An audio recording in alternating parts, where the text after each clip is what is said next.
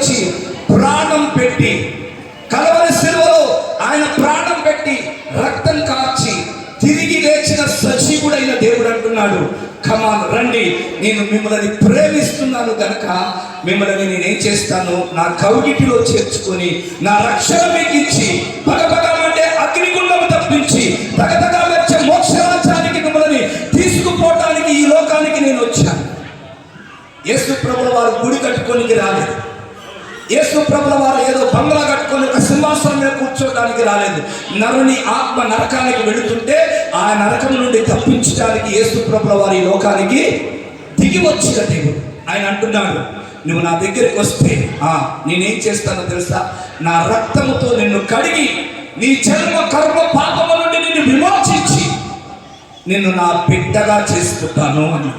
ఇప్పుడు ఎవరైనా జ్యోతిర్మయ ఎవరిప్పుడు బిడ్డ, ఇంకో చిన్న బిడ్డ కూడా వచ్చింది. దేవునికి స్తోత్రం, హల్లెలూయా. ఈ మాటలు మీరు అర్థం చేసుకోవాలని మనవి చేస్తూ ఈ విధంగా అర్థం చేసుకోండి. ముగిస్తున్నాను. యేసుక్రీస్తు ప్రభుల వారు ఒక కులానికి చెందినవాడు కాదు, ఒక మతానికి చెందిన దేవుడు కాదు. యేసు ప్రభు గురించి రాయబడింది, ఆయన అందరికీ ఆయన దేవుడు. లోకమును ఎంతో ప్రేమించను, కాగా తన ద్వితీయ కుమారుని యందు విశ్వాసం ఉంచిన వాడు నశింపగా. చాలా మంది అనుకుంటారు యేసు ప్రభుల వారు అరే కా సిలువ మేకులనే తీసుకోలేడు కదా, ఆ సిలువ మేకులనే తీసుకోలేడు కదా, ఈ దేవుడు ఎంత గొప్ప దేవుడు, ఈ దేవుడు చాలా చిన్న దేవుడు అనుకుంటారు. కానీ దేవుడి బిడ్డలారా, ఆయన చిన్న దేవుడు కాదు. ఏ దేవుడో తెలుసా? ఎలాంటి దేవుడో తెలుసా? ఆయన ఒక పాదము, ఒక ఎడమ పాదము భూమండలం అంతా సరిపోయిందంట. ఇది మనోళ్ళకి అర్థం కాక యేసు ప్రభు చిన్న దేవుడు, విదేశాల దేవుడు, మా దేవుడు కాదని కొంతమంది అనుకుంటున్నారు. యేసు ప్రభు అంట ఒక ఎడమ పాదము ఒక భూమండలం అంతా, ప్రపంచంలో ఉన్న భూమండలానికి పెడితే ఒక ఎడమ పాదము సరిపోయిందంట.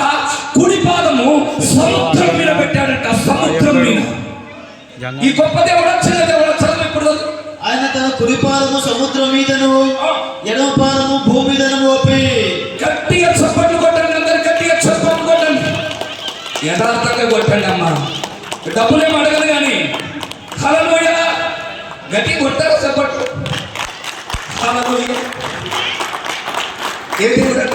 యెహోవా ఇలా ఆజ్ఞ ఇచ్చుచున్నాడు, ఆకాశం నా సింహాసనము, భూమి నా పాదపీఠము. ఏంటమ్మా యేసయ్య అంటాడంట, ఆకాశము సింహాసనం, భూమి పాదపీఠం అంట. అంటే భూమి ఆయన అరకాలుకే సరిపోయిందంట. భూమి అంతా కూడా యేసయ్య అరకాలకు సరిపోయింది. ఆయన అంటున్నాడు ఇంత గొప్ప దేవుడి మీ కొరకు తగ్గించుకొని ఈ లోకానికి వచ్చి నా ప్రాణాన్ని ఎందుకు పెట్టానంటే, మీరు నశించి నరకానికి వెళ్లకుండా అగ్ని ఆరదు పురుగు చావదు పగపగమంటే అగ్నిగుండంలో తీర్చడమైన అగ్నిలో మీరు కాలకుండానట్టు నేనే మీ అందరి కొరకు ఈ లోకానికి దిగి వచ్చి ప్రాణం పెట్టాను, చనిపోయాను, నా ప్రశస్తమైన రక్తం కార్చాను. ఎందుకు కార్చానో తెలుసా? మీరు నీ రక్తం కారుస్తేనే ఆ వెల చెల్లించబడుతుంది, మీరు విడిపించబడతారు. తరతరాల శాపం, తరతరాల పాపము మానవుని ఎనబడి చేస్తుంది. దావీదు అంటాడు, నీ తల్లి గర్భంలో నుండి నేను పాపిగా పుట్టిన నేను పాపాత్ముడను. మనమెవరూ నీతిమంతులం కాదండి, మనమెవరూ మంచోళం కాదండి, అందరూ పాపం. కానీ ఈ పాపం అనే సిన్, నేను పాపంలో పుట్టిన వాడను, పాపంలోనే నా తల్లి నన్ను గర్భము ధరించెను. కనుక అమ్మా పాపములో పుట్టిన మనకు విడుదల కావాలి, పాపములో పుట్టిన మనకు విమోచన కావాలి. పాపములో పుట్టిన మనము ఈ పాపములోనే ఉండి చనిపోతే ఎక్కడికి వెళ్తాడండి మనిషి? నిత్య నరకానికి వెళ్తాడు. నరకానికి వెళ్ళి యుగ యుగాలు నరకంలో కావాలి. యుగ యుగంలో నరకాలు కాలకుండా అంత గొప్ప దేవుడు.